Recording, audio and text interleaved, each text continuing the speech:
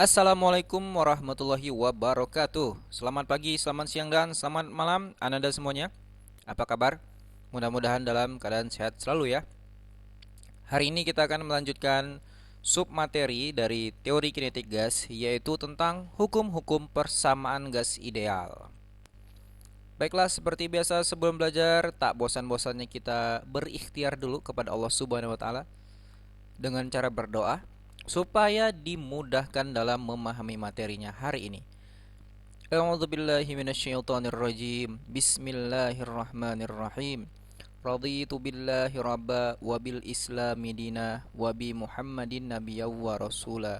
Rabbi zidni ilma warzuqni fahma. Amin. Oke, let's begin. Pada pertemuan sebelumnya kita sudah mempelajari beberapa hukum dari gas ideal ya, persamaan gas ideal. Ada dua. Yang pertama, P kali V sama dengan N kali R kali T. Yang kedua, P kali V sama dengan N besar kali K kali T. Mudah-mudahan kalian masih ingat ya. Ini besarannya apa saja, tinggal baca keterangannya. Oke, baiklah. Jadi, misalkan ini ada sebuah wadah. Di dalam wadah ini terperangkap udara atau gas yang memiliki tekanan P1, kemudian volume V1 dan suhu T1. Kita katakan ini namanya adalah keadaan awal.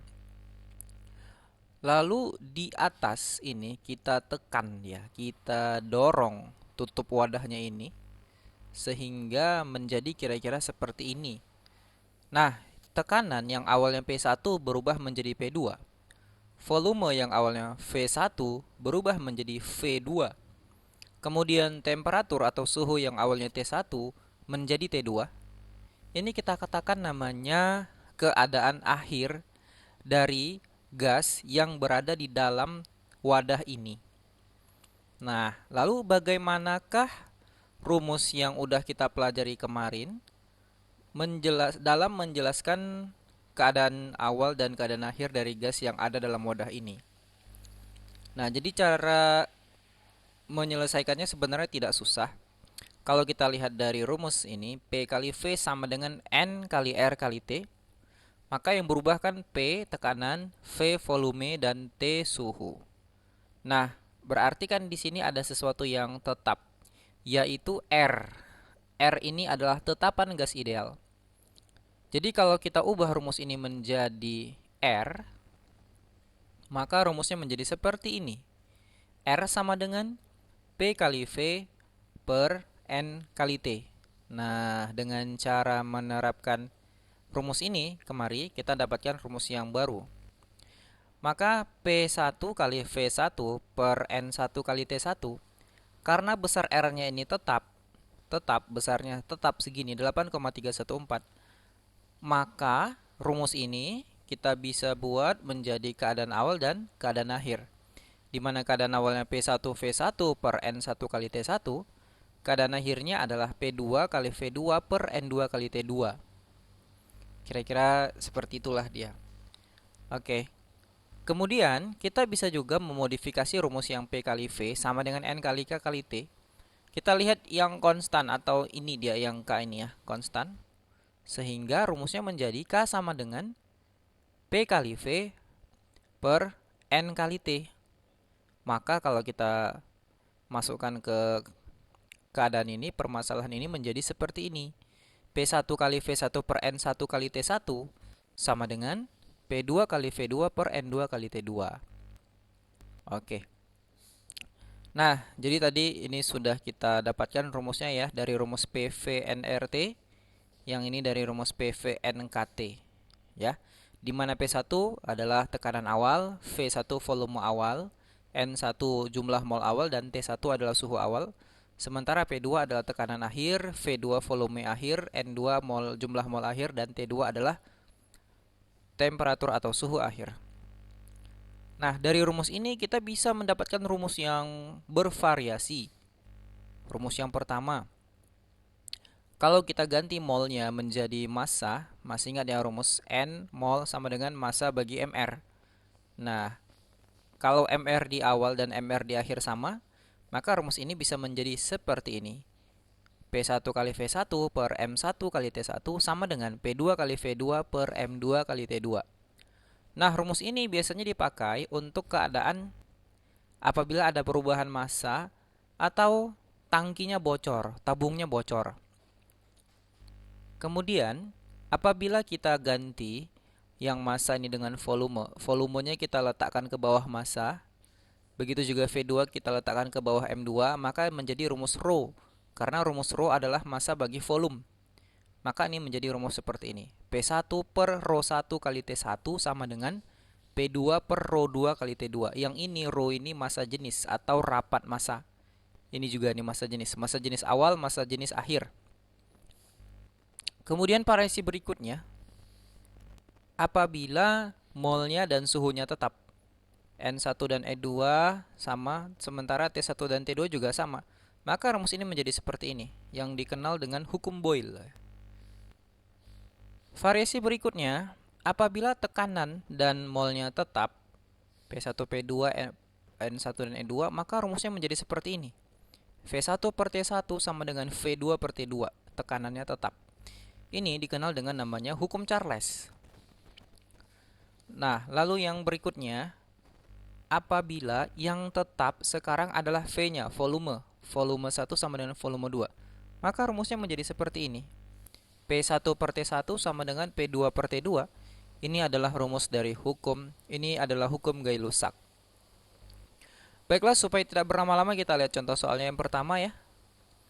Suatu ruangan tertutup berisi gas ideal bersuhu 27 derajat Celcius, tekanan 100 Newton per meter kuadrat. Berarti pertama T1 yaitu 27 derajat Celcius. Nah, ini satuannya jangan lupa dalam Kelvin ya. Tinggal ditambahkan saja dengan 273, maka menjadi 300 Kelvin. Tekanannya 100 Newton per meter kuadrat, berarti P1 sama dengan 100 Newton per meter kuadrat.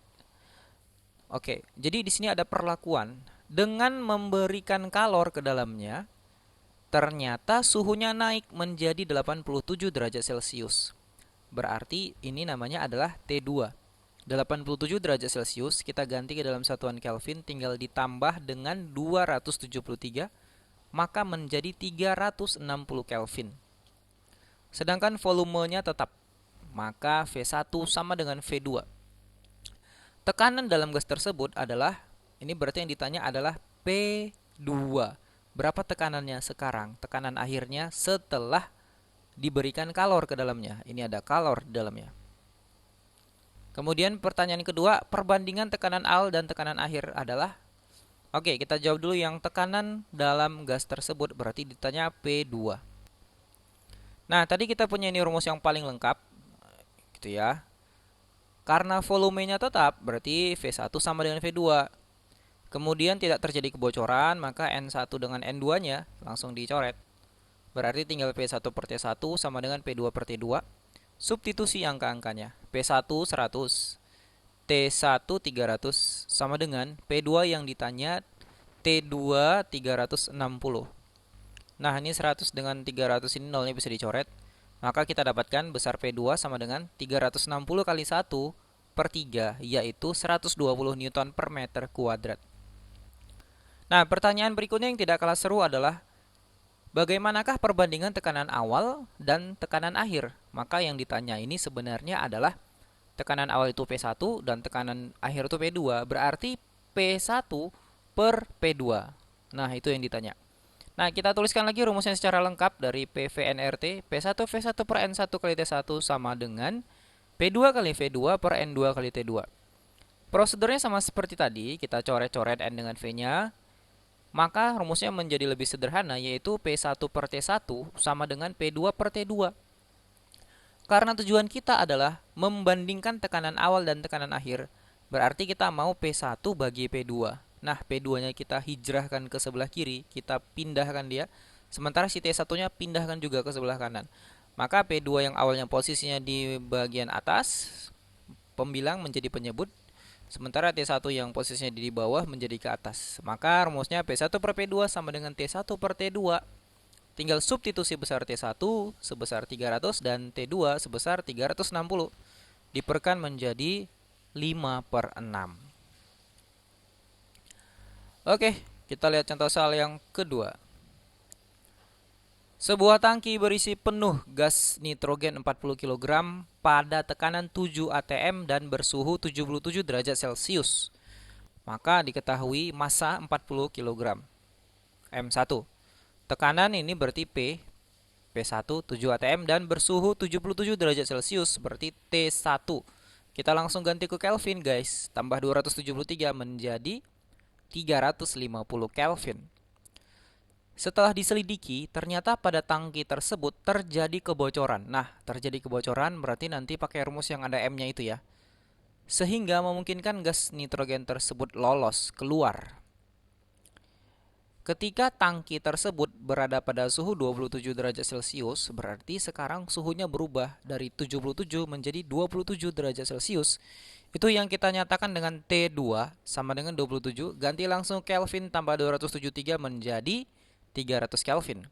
Dan tekanannya 3 atm. Nah, yang awalnya 7 atm jadi 3, berarti itu namanya perubahan tekanan P2-nya 3 atm. Pertanyaannya, perbandingan massa nitrogen yang lolos keluar dengan massa mula-mula adalah, nah ini sebenarnya untuk mencari tahu apa yang ditanyakan kita harus mikir juga gitu ya. Kalau yang ditanya adalah massa nitrogen yang lolos keluar, ini berarti adalah massa nitrogen mula-mula di dalam wadah itu, ya kan, dikurang massa akhir dari wadah itu. Maka itulah yang keluar. Jadi, kalau kita buat secara rumus, delta M lah itu ya, massa nitrogen yang lolos keluar. Nah, kalau ditanya perbandingan massa nitrogen yang lolos keluar berarti delta M dengan massa mula-mula per M1. Oke. Maka kita harus mencari M2-nya dulu nih supaya dapat delta M. Nah, kita masukkan ini rumusnya. P1 kali V1 per M1 kali T1 sama dengan P2 kali V2 per M2 kali T2. Oke. Nah, tadi ada yang sebenarnya belum disampaikan, yaitu volumenya sama. Volume awal sama dengan volume akhir. V1 sama dengan V2. Oke. Berarti tinggal coret saja V1 V2-nya. Masukkan angkanya, P1 sama dengan 7, M1 sama dengan 40, T1 sama dengan 350. P2 sama dengan 3, M2 sama dengan itu yang ditanya, dan T2 sama dengan 300. Kita kali silang, dapatlah M2 menjadi 20 kg. Berarti yang awalnya massanya 40 kg, setelah berubah keadaannya, massanya menjadi 20 kg. Maka massa nitrogen yang keluar adalah sebesar delta M, yaitu massa awal kurang massa akhir. Berarti 40 kg kurang 20 kg menjadi sebesar 20 kg. Gitu. Nah, karena yang ditanya hanyalah delta M bagi M1, delta M per M1, berarti tinggal delta M-nya 20, M1-nya 40. Sederhanakan menjadi setengah. Berarti kalau ditanya perbandingan massa nitrogen yang keluar dengan massa mula-mula adalah 1:2. Oke, baiklah semuanya. Sampai di sini dulu kita cukupkan untuk materi sub materi pada hari ini. Silakan bertanya apabila ada yang belum mengerti. Terima kasih sudah berkunjung. Assalamualaikum warahmatullahi wabarakatuh. Selamat pagi, selamat siang, dan selamat malam semuanya.